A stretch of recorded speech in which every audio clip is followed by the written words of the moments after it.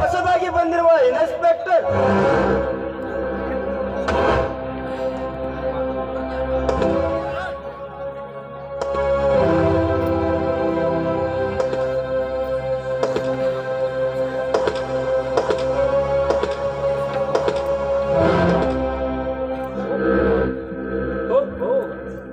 Inspector ಬನ್ನಿ ಸಾಹೇಬರೇ. ಇರಲಿ ಇರಲಿ, ಅವನ ಮನೆ ಎಂದರೆ ನನ್ನ ಮನೆ ಇದ್ದ ಹಾಗೆ.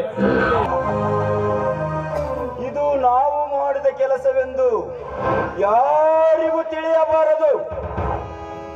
ಸಾಹೇಬರ, ಇವತ್ತಿನಿಂದ ನಮ್ಮ ಕೇಸಿ ಕೈ ಚಾಚಿ ಬಿಟ್ರೆ ಚಾಚಿದ ಕೈ ನಿಮ್ಗೆ ಪಾಪ ಕುರ್ಸೋದಿಲ್ರಿ. ನೀವೇನ್ ಹೆದರಾಕ್ ಹೋಗ್ಬೇಡ್ರಿ. ನಮ್ಮ ಕಾಳ ಇರ್ತಾನ್ರಿ, ಕಾಳ ಪ್ರಾಣಕ್ಕೆ ಹೆದರಿ ಈ ಕೇಸನ್ನು ಬಿಡುತ್ತೇನೆ ಅಂತ ನೀವು ಹಿಂಜರಿದರೆ ನಿಮ್ಮ ಪ್ರಾಣ ರಕ್ಷಣೆಗಾಗಿ ಸದಾ ಸಿದ್ಧರಿದ್ದರೆ ಕಾಳ.